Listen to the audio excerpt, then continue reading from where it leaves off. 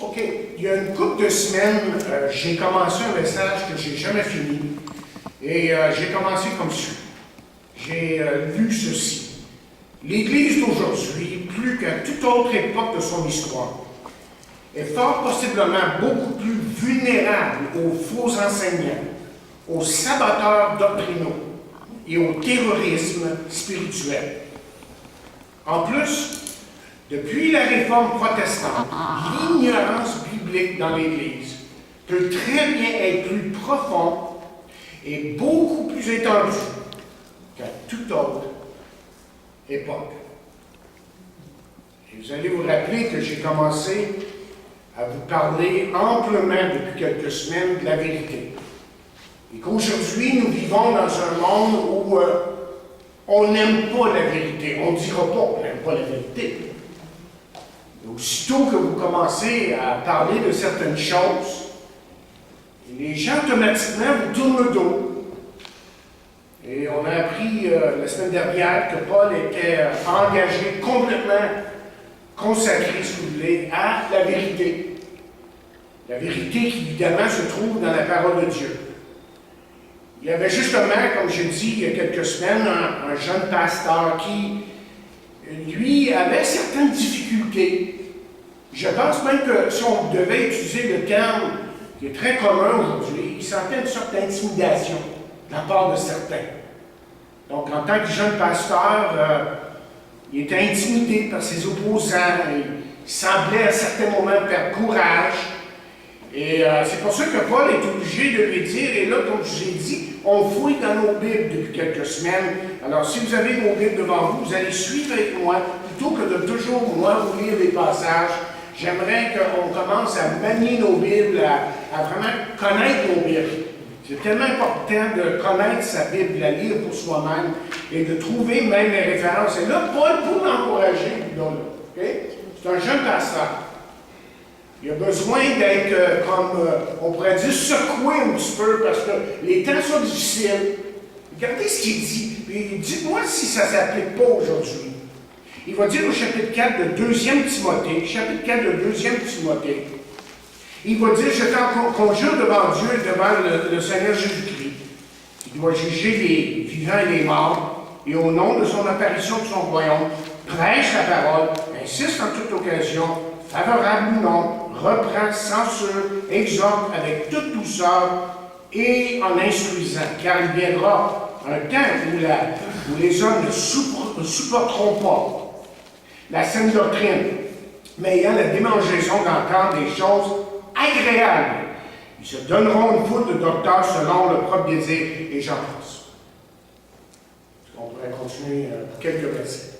Le point ici, tout simplement, c'est que l'apôtre Paul dit, écoute, il va venir un temps où les gens ne vont rien savoir. Et je ne pense pas qu'il parle juste du monde à l'extérieur.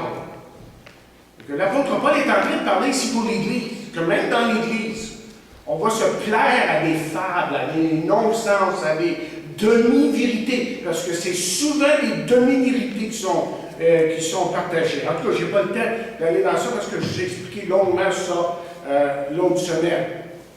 Mais une des choses avec laquelle j'ai terminé la semaine dernière, il y a une couple de semaines, lorsqu'on a regardé ce sujet, c'est que ce que j'ai dit est très important ici, c'est que le vrai disciple de Jésus-Christ, celui qui marche avec Jésus, celui qui connaît Jésus-Christ, est caractérisé par la vérité, est caractérisé par le fait même qu'il cherche à connaître la vérité. Ça, c'est quelque chose qu'on pourrait dire, parce qu'il est né nouveau, comme inné en lui. Il veut savoir. Mais c'est quoi la vérité?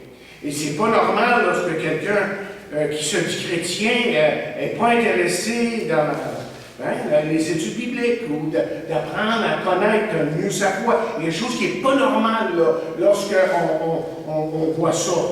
Et justement, juste avant l'Apocalypse, il y a Jude, il y a un petit livre, là, Jude, une petite lettre écrite par Jude, mais juste avant Jude, il y a le 3e épître de Jean. C'est juste un chapitre. Mais écoutez comment que ça commence. Il va dire dans ce chapitre, seul chapitre, au verset 3, « J'ai été fort réjoui lorsque des frères sont arrivés et ont rendu témoignage de la vérité qui est en toi, la manière dont tu marches, dit-il, de la manière dont tu marches dans la vérité. » Au verset 8, il dit, « Nous devons donc accueillir de tels hommes afin d'être ouvriers pour eux, pour la vérité. » Lorsqu'on parle de la vérité ici, évidemment, on parle de la parole de Dieu. On parle de Jésus, de son œuvre, de sa personne. On parle de la parole de Dieu. Et là, je vais rentrer dans quelque chose de nouveau que je n'ai pas eu le temps de toucher l'autre semaine. Je ne sais pas si on va avoir le temps de finir tout ça aujourd'hui. En tout cas, on va se donner un certain temps. Et puis, j'aimerais tout simplement dire ceci, que pour marcher dans la vérité, pour annoncer la vérité, pour dire la vérité, annoncer, peut-être que vous pensez là, à un prédicateur qui est derrière sa chaire, lui, qui est en train d'annoncer la vérité. J'espère. Mais des fois, vous avez à dire la vérité là chez vous. Vous avez à dire la vérité là où vous travaillez. Hein? Vous dites que vous êtes là, puis quelqu'un vous dit quelque chose. Puis, laissez-moi vous dire que des fois, ça prend du courage. C'est pas aussi évident que ça, parce qu'il y a tellement comme un vent de contrariété contre la parole de Dieu aujourd'hui. Hein, contre la parole de Dieu. Je veux dire, vous avez juste écouté un dénommé Martineau, qui écrit dans le Journal de Montréal. Tellement anti-croyant, anti-Bible, anti-Dieu, anti-tout ce que vous voulez. Puis il fait savoir pas à peu près. Pas à peu près. Croit absolument dans rien. Comme s'il venait de rien. C'est comme ça que ces gens-là pensent. Eux autres, là, ils viennent de rien. Donc, il n'y a rien de vrai. Mais là, à un moment donné, il y a des limites. Ça va même contre la logique humaine. Je dis, n'importe quel humain qui a un peu de logique va dire, voyons là, il y a une raison pourquoi on est comme ça aujourd'hui.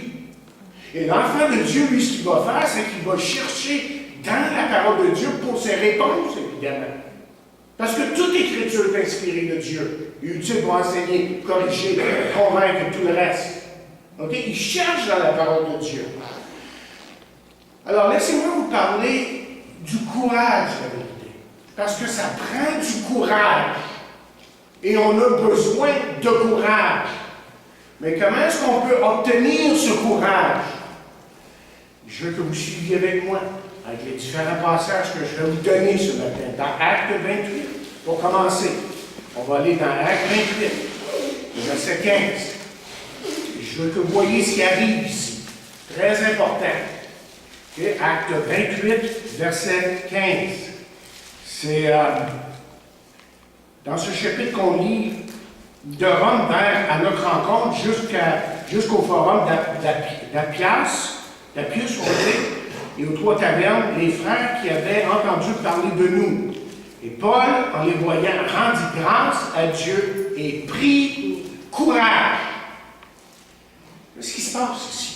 Il faudrait lire tout le chapitre, on va le temps, évidemment, pour rentrer vraiment dans le contexte de la situation. Mais ce qu'on sait, c'est ceci. C'est que Paul, lui, arrive à la fin. Paul sait très bien que son séjour terrestre, là, va terminer peut-être même dans les heures qui suivent. Et il sait très bien que dans un délai très rapproché, qu'il va être exécuté. Il sait, c'est devant lui, ça, là. Il sait, ça a été prononcé, tout a été fait. C'est juste une question de tête. Et à part de ça, Paul, là, qui est là en prison, se sent extrêmement seul. Et il prie. Oh, il prie beaucoup, je peux vous dire. Et il pleure beaucoup. On verra tantôt peut-être pourquoi il pleure. Et puis, il y a quelque chose de merveilleux qui se produit.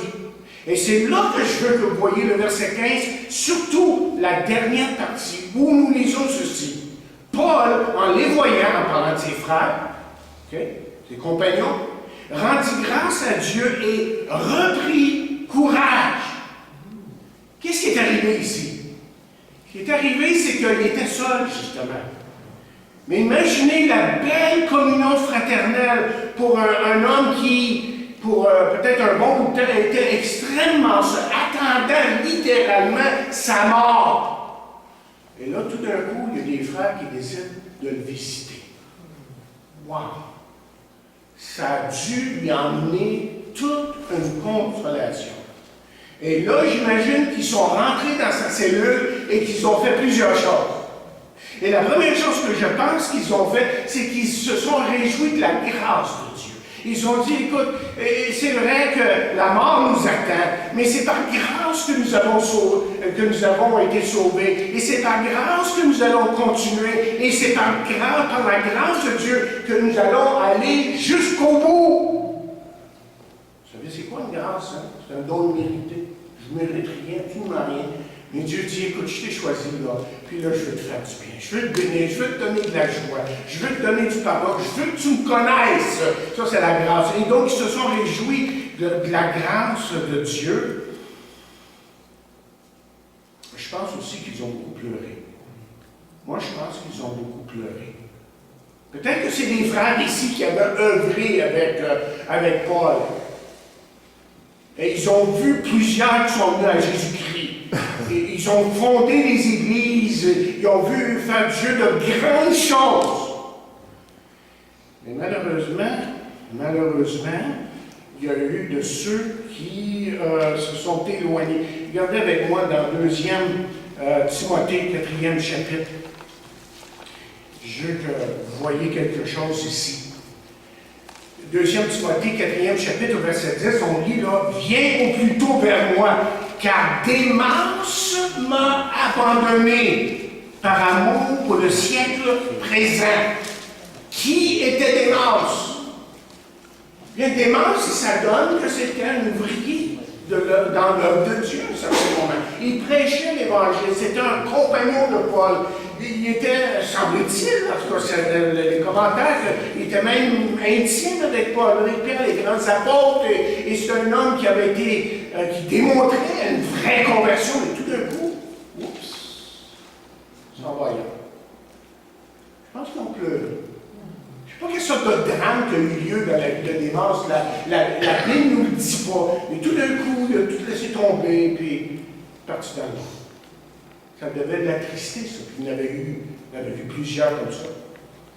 Et ensuite, je pense qu'ils se sont exhortés. Vous savez, ils se sont assis là, puis ils ont commencé à chanter. Ça, c'est une habitude qu'ils avaient. Vous vous rappelez, en prison, dans les Actes des Apôtres, ils étaient en prison, Pierre, Silas, Paul et d'autres. Et là, ils ont commencé à chanter des louanges à Dieu. Ils ont commencé à partager la parole de Dieu, évidemment. Écoute, j'ai lu ça hier. Est-ce que tu te rappelles ce que Dieu dit dans sa parole, dans Exode, dans d'autres livres, d'autres passages de la parole de Dieu? Ils se sont encouragés, se sont exhortés. Je pense qu'ils l'ont fait aussi par leurs expériences. Et ils ont vraiment partagé ce que Dieu est en train de faire dans leur vie personnelle. C'est pour ça qu'on a eu un témoignage la semaine dernière, parce qu'on ne veut pas juste dire, ben là, le Seigneur est bon, le Seigneur sauve, le Seigneur fait ci, fait ça.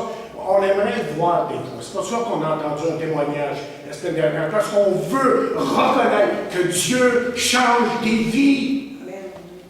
Et ces hommes ici, je pense, ont probablement partagé beaucoup de belles choses. Hey, Dieu a fait des choses dans ma vie là, comme j'aurais jamais imaginé. Et ensuite, ils ont prié. Ils ont sûrement prié parce qu'ils ont compris là, que la puissance de la prière pouvait changer les choses. Et ils ont prié. Et la Bible nous dit qu'il a repris, quoi de Paul ici? Qu'il prit du courage. Il a pris du courage. Je ne sais pas si vous avez besoin de courage. On a tous besoin de courage à un moment donné. Il y a des choses qui nous arrivent où vraiment on se dirait, j'aimerais aller là, dans le panier ici pour aller chercher du courage. J'aimerais aller chercher du courage. C'est juste me donner un petit peu de courage parce que il me semble aujourd'hui que j'en manque, j'en ai pas. La solution que la parole de Dieu nous donne, chers amis, c'est la communion fraternelle. C'est ça, c'est là qu'on trouve notre courage. C'est dans la communion fraternelle. C'est pour ça que le premier point ici, je l'appelle la communion du courage. On a besoin de courage, alors on a besoin de la communion entre frères et sœurs. Et vous voyez cette création qu'on appelle l'Église. Vous savez, c'est quoi l'Église? C'est pas un bâtiment. Il y en a qui pensent pas ça, c'est l'Église. Non, ça c'est un temple, si vous voulez l'appeler comme ça. Mais l'Église, c'est des hommes et des femmes C'est des hommes et des femmes qui marchent avec Dieu et qui reconnaissent en Jésus leur Sauveur, leur Seigneur. Mais dans cette Église, Dieu a donné ce qu'on appelle en grec, le mot grec c'est le mot koinonia. Et le mot grec koinonia veut dire communion fraternelle. Et dans l'Église de Jésus-Christ, dans les Actes des Apôtres, c'était un élément extrêmement important. Tellement important que je veux que vous remarquiez quelque chose.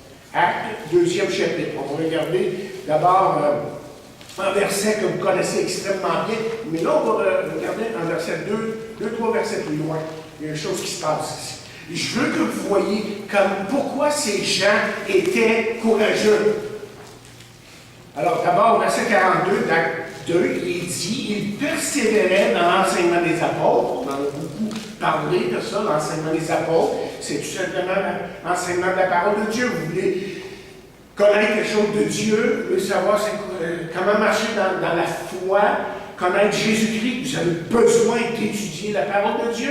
Dieu nous a donné sa parole pour ça. Mais regardez, il persévérait, dit-il, au verset 42, là, persévérait dans l'enseignement des apôtres, mais aussi dans quoi? La communion fraternelle. C'était un élément extrêmement important. Il le reconnaissait. Il le reconnaissait. Regardez le verset 46 maintenant. Regardez ce qu'il dit un peu plus loin dans le même chapitre. Ils étaient chaque jour tous ensemble assidus au temple. Chaque jour. Wow! Puis nous autres, on a de la misère à trouver une fois par semaine. Peut-être 2 des fois. Vous voyez pourquoi l'Église était si forte dans ce temps-là? Parce que chaque jour, ils étaient ensemble. Et chaque jour, ils priaient. Et chaque jour, ils se pardonnaient. Et chaque jour, ils s'aimaient. Ils apprenaient à s'aimer. Ils étaient tout le temps ensemble. Donc, c'est devenu une vraie Église. Une Église qui pouvait marquer son temps. Et cette Église a bouleversé son temps. Parce que si vous regardez plus loin les Actes des Apôtres, on découvre cette déclaration, ces gens qui ont bouleversé le monde. Ces gens-là étaient tellement forts spirituellement, pas juste à cause de l'enseignement, de la prière, mais à cause de la communion fraternelle qui les tenait ensemble, qui bouleversait tout le monde, et tout le monde les regardait, et ils disaient, bien, on veut être comme eux. Ils sont quelque chose comme déjà, vous avez peut-être entendu de la part de quelqu'un, c'est quelque chose que je n'ai pas. J'aimerais que tu me partages. Ils disent peut-être pas comme ça, mais c'est à peu près comme ça. OK. Et là, je veux que vous voyez d'autres choses. Puis là, je vois bien que je ne pourrais jamais finir ça. Plutôt comme ça. Ah, Hébreux 10. Si vous allez dans Hébreux 10, OK? Là, j'ai d'autres choses très importantes à vous montrer. Si je veux que vous compreniez la parole de Dieu, je veux que vous saisissiez que la parole de Dieu parle pour nos temps. Et que si le chrétien prêtait un peu plus attention à la parole de Dieu, l'Église serait beaucoup plus forte. Et là, quand je parle d'Église, quand je ne parle pas de bâtiment ici, là, les gens là, seraient tellement forts spirituellement que les gens autour de nous sauraient qui on est. Pas parce qu'on est en train de faire de grandes choses, mais tout simplement par le fait même que les gens reconnaissent quelque chose qui vient de Dieu en nous. Ils ne le diront peut-être pas comme ça, mais on dirait que c'est pas pareil. Là. Il y a des choses qui se passent dans leur vie. Regardez ce qui se dit au chapitre 10 d'Hébreux. J'ai-tu pris une gorgée? J'en ai un. OK. Verset 24. Chapitre 10 d'Hébreux. Hein? Et là, nous lisons, veillons les uns sur les autres pour nous exciter à la charité et aux bonnes œuvres. Je vais vous lire le même verset dans le livre ici. C'est très intéressant la manière qu'il le traduit. Parce que ça nous donne des fois, vous savez, pour ceux qui se demandent ce que je suis en train de faire, là, la Bible n'a pas été écrite en français ni en anglais, hein, l'original. Principalement en hébreu puis en grec. Donc, c'est des traductions qu'on a. Donc, il y a des bonnes traductions, il y en a qui sont moins bonnes. Mais il y a des très bonnes traductions. Et voici une traduction ici que je ne recommande pas nécessairement, mais qui peut aider à comprendre un verset un peu mieux. Écoutez bien, là, je vais vous lire à nouveau au verset 24 de Louis II. Okay? Ça, c'est notre traduction. C'est notre traduction qu'on utilise pour le bon nom parmi nous. Il dit, veillons sur les uns sur les autres pour nous exciter à la charité et aux bonnes œuvres. Écoutez bien ce qu'il y a de meilleur qui m'a ça ici. Moi, j'ai bien aimé quand j'ai trouvé ça il y a quelques années. Il dit, en réponse à tout ce qu'il a fait pour nous, et rivalisons de bienveillance. Soyons toujours serviables et faisons le bien. Et ce qui m'a étonné quand j'ai vu ça la première fois il y a quelques années, c'est rivalisons de bienveillance, excitons-nous, empressons-nous pour bénir notre prochain. C'est ça la vraie communion. Puis, tu es en train de compétitionner, tu es en train de dire, Jean-François, je veux te bénir aujourd'hui. Qu'est-ce que je peux faire? Puis Jean-François, il répond, non, moi, je vais te bénir. Quelque chose comme ça. On est en train de compétitionner, on veut que le bien de notre prochain, on rivalise. C'est ça qui existait dans les Actes des Apôtres. Il s'empressait tellement pour faire du bien à son prochain. Imaginez si on avait un monde comme ça aujourd'hui. Je pense qu'on n'aurait plus besoin d'armée, on n'aurait plus besoin de barrer nos portes, on n'aurait plus besoin de toutes ces choses-là. Mais là, remarquez ce qu'il dit. Il dit veiller. Il dit veiller. Pourquoi est-ce qu'il dit veiller ici dans le texte que je viens de vous lire? Parce que, vous voyez, l'abandon est si facile. L'abandon est si facile. On a lu tantôt que Démas m'a abandonné pour le monde.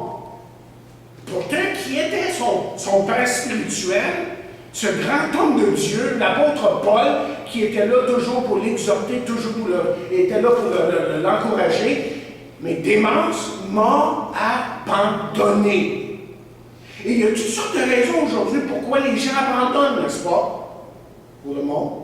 Parce que le monde attire, évidemment, il y a tellement de choses que le monde peut nous donner. Il ne faut pas se leurrer. Il y a beaucoup de choses dans ce monde qui peut nous attirer. Et ensuite, les difficultés de la vie qui tellement peuvent nous éloigner de Dieu. C'est tellement difficile, mais on a mis en oubli. On a mis en oubli que celui qui est notre sauveur nous a jamais promis une vie facile, mais il a toujours promis d'être là pour nous, par exemple. Ça, il a promis de le faire. Donc oui, c'est vrai, il y a des choses qui sont difficiles, autant pour le chrétien que pour celui qui ne connaît rien à l'évangile. C'est difficile pour tout le monde. On vit sur la même planète, on vit les mêmes difficultés, mais la différence entre vous et bien d'autres personnes, c'est que Christ est Seigneur des Seigneurs dans nos vies. C'est ça qui est important, de reconnaître à nous. Ensuite, pourquoi est-ce qu'il dit veiller? Parce que le manque d'amour est si facile. Vous savez, on a des relations entre chrétiens. Puis le manque d'amour, ça rentre tranquillement. On peut juste référer à l'Église d'Éphèse. Lorsqu'il dit ce que j'ai contre toi, c'est que tu as abandonné ton premier amour. Tout le monde sait ça. Mais c'est vous qui a dit ça 40 ans après que l'Église avait été formée, implantée. 40 ans après. Le point ici que je veux émettre, c'est que tranquillement, les gens se sont éloignés du vrai amour. Tranquillement. Ça ne s'est pas fait du jour au lendemain. Puis pourtant, même là, arrivé à 40 ans, si vous lisez dans l'Apocalypse le scénario de l'Église de l'Église, c'est une église extrêmement spirituelle, une église bien organisée, une église où ça, on dit en bon québécois, ça peut être feu, mais spirituellement parlant, hein, ça marchait, mais il n'y a pas d'amour. Il n'y a pas d'amour, malheureusement. Ensuite, une autre chose qui nous éloigne, pourquoi il dit veiller, c'est parce que le péché rentre si facilement dans notre vie. On va le voir un peu plus tard, si on a le temps. En tout cas, le péché le rentre dans nos vies, fait son œuvre, nous encrasse, littéralement, nous éloigne de l'un de l'autre. Et le péché veut absolument nous détruire. Heureusement que j'ai un Dieu qui pardonne. J'espère que j'ai un Dieu qui me fait grâce, parce que je ne pourrais pas continuer. Pas du tout. Pas du tout, si ce n'était pas de sa grâce. Ensuite, l'ennemi, évidemment, peut nous éloigner. Hein? C'est pour ça qu'il dit veiller ici, parce que l'ennemi, lui, rôde tout le temps autour de nous. Là. Puis ça, c'est invisible à nos yeux, évidemment. Il y a un monde, vous savez, il y a un monde spirituel qui est là autour de nous, qui est aussi réel que le monde physique que vous voyez. Mais ce monde-là va déterminer comment vous vivez. Et le diable, l'ennemi de nos âmes, si vous voulez, lui vit dans tout ça et il cherche à détruire surtout l'Église de Jésus-Christ. C'est pour ça qu'il y a tant de problèmes. Parce qu'il sait très bien que s'il peut mettre cette Église ou n'importe quelle Église où l'Évangile de Jésus-Christ est annoncé, s'il peut la mettre au neutre, j'ai fait mon travail. Mais là, regardez plus loin. Là. Okay? On est toujours dans le chapitre 10 d'Hébreux. Okay? Et je veux que vous voyez autre chose ici. Il dit, n'abandonnons pas notre assemblée. Wow! N'abandonnons pas. Des fois, je ne sais plus comment parler français. OK? Notre assemblée. Moi, j'ai eu une couple de personnes sur mon auto ici dernièrement, puis ils disent, moi, je me laisse guider par l'esprit. Je vais là où Dieu me dirige. C'est pas. C'est une conception biblique. Je ne sais pas où on peut vraiment grandir en faisant comme ça, en allant n'importe où, n'importe quand. Je pense que c'est pas biblique. En tout cas, c'est certainement pas l'Église qu'on trouve dans les Actes des Apôtres qui était chaque jour ensemble, en train de s'exhorter, en train de s'encourager, en train de prier ensemble et faire des exploits pour Dieu. La Bible est claire ici. Je vais vous parler clairement, mais c'est ce matin. N'abandonnons pas nos assemblées. Vous savez pourquoi? Je vais vous dire pourquoi. Parce que lorsqu'on abandonne, on néglige nos assemblées, on s'affaiblit soi-même. Ouais. Soi-même, on est affecté. Je ne veux pas, on est affecté. Ouais. On ne s'en aperçoit pas tout de suite, mais tôt ou tard, on est affecté. Et moi, je sais qu'il y a des gens qui ont abandonné l'Assemblée à travers les années dans mon ministère et tout ça. Et quand je les vois 1 an, 2 ans après, écoutez-les parler. Puis quelque chose qui est différent, c'est plus pareil. Il n'y a plus de même communion, il n'y a plus cette joie qu'on a trouvée au début. On les sent tout simplement éloignés de Dieu. C'est tout. Mais écoutez bien. C'est pas juste qu'on s'affaiblit soi-même, on affaiblit les autres. Vous comprenez? C'est pas juste nous qui sommes affectés. On est en train d'affecter notre Église locale. Des gens sur qui on compte et avec qui on voudrait prier, avoir une bonne communion, des gens qu'on sait très bien, qui ont besoin d'encouragement, mais ils ne sont pas là quand c'est le temps. C'est malheureux, mais c'est ça qui arrive aujourd'hui.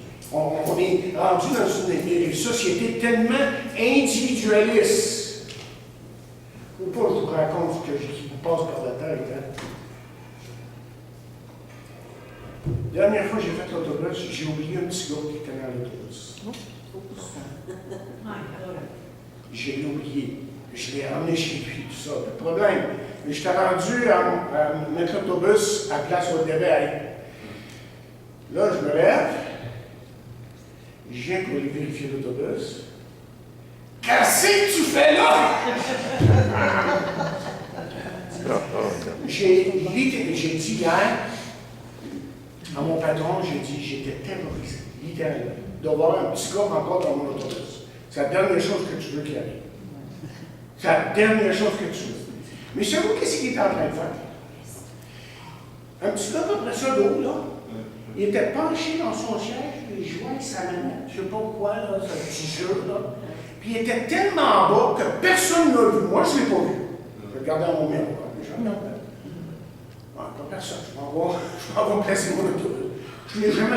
J'avais pas la radio. Tu sais, des fois, on a la radio qui marche. J'avais pas la radio. J'avais même mes écouteurs. Mais. Parce que je suis à moitié sourd. OK? Donc, s'il y avait quelque chose à entendre, je l'aurais entendu. Je ne l'ai pas entendu. Je pense qu'on est rendu là, dans notre société. On n'entend plus rien. On n'entend plus rien. Ce qui fait qu'on est affaibli personnellement, on affaiblit les autres, et l'Église, plutôt que d'être une collectivité où il y a une force, il y a une puissance, j'espère être capable de faire quelque chose. J'espère qu'on va réussir quelque chose. Mais c'est pas l'Église du Nouveau Testament, ça. Ça, c'est pas les Actes des Apôtres. Hey, ces gens-là, là, ils allaient de la puis il faisait des exploits pour Dieu, puis il priait, la terre tremblait, puis les choses se passaient, parce que Dieu était vraiment présent, il comptait sur lui. Comme nous, on doit compter sur lui. Amen. Mais regardez ce qu'il dit à ce... Il dit, toujours, bon, je suis rendu où, moi, là, dans Hébreux 10, 24, donc au verset 25, il dit, n'abandonnons pas notre assemblée, comme c'est la coutume de quelques-uns, mais exhortons-nous réciproquement. Vous savez ce qu'il est en train de dire, là? Il est en train de dire, encouragez-vous réciproquement. Pourquoi est-ce qu'on se réunit? Parce qu'on a besoin de s'encourager. On tous, je l'ai dit au début, on a tous besoin du courage. Et c'est dans l'Église de Jésus-Christ où ça devrait être comme ça. Vous comprenez ce que je veux dire? Ça devrait être ça.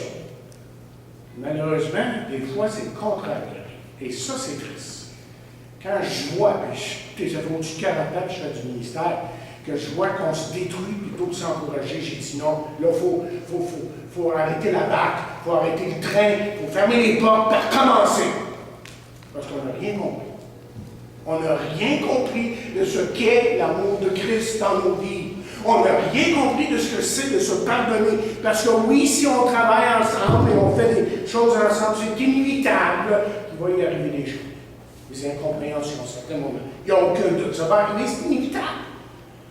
Mais c'est pour ça que la Bible nous dit de nous pardonner réciproquement. Parce que Dieu sait très bien qu'en tant qu'humain, je vais faire des erreurs. Moi, je vais faire des erreurs. Vous allez faire des erreurs. Mais on peut se pardonner et continuer dans l'amour et la puissance de Dieu. C'est ça, ici. Là. Pourquoi est-ce qu'on va à l'Assemblée? Parce qu'on a besoin de courage. Et je ne sais pas qu'est-ce qui se passe toujours dans votre vie, mais des fois, quand vous me partagez quelque chose, je dis, wow, je ne savais pas ça. Là, j'entends des choses qui sont horribles dans la vie d'un et de l'autre. J'ai dit, mais lui, il a besoin de courage, il a besoin d'encouragement. Et c'est ici que ça devrait avoir lieu. Là. S'il y a une place où ça devrait avoir lieu, c'est ici. Et si ça n'a pas lieu ici, là, on va dire à l'enfant, on ferme les portes, OK? Moi, je ne veux plus continuer. Ça ne sert à rien de faire assembler. Moi, je ne veux rien savoir de ça. Si on est pour être une église, qu'on soit une vraie église, remplie de l'amour de Christ, remplie de l'Esprit de Dieu, et allant faisant des exploits pour Dieu. Amen. Ça, je sais que dans le fond, c'est ça que vous dites. Ah oui, tellement. Pourquoi est-ce qu'on ne doit pas abandonner nos assemblées? Bien, le dernier point ici, dans le verset 25, c'est cela d'autant plus que vous voyez s'approcher le jour. C'est quoi ça? Ben, c'est le retour de Jésus, simplement. Jésus s'en vient bientôt. Jésus a dit, l'ange a dit plutôt, comme vous l'avez vu monter, il va venir de la même façon. Et laissez-moi vous dire qu'on est à veille de le voir. Il n'y a aucun doute que quand vous voyez ce qui se passe autour de nous, que tous les signes sont rassemblés ensemble pour que Jésus revienne bientôt. Vous rencontrez Jésus. C'est la première fois qu'il est venu comme sauveur. Il veut sauver les hommes, il veut les libérer, si vous voulez, de leur péché, de leur moi, de ce monde méchant, de cette méchanceté qui est autour de nous. Il veut nous sauver de tout ça. Mais quand il va revenir, ça va être au juger. Ça ne sera pas la même chose. Là, ça va être trop tard. Jésus revient bientôt. Donc, on veut, et là, j'ai fait un point de mes 5 points. Donc, on va arrêter là.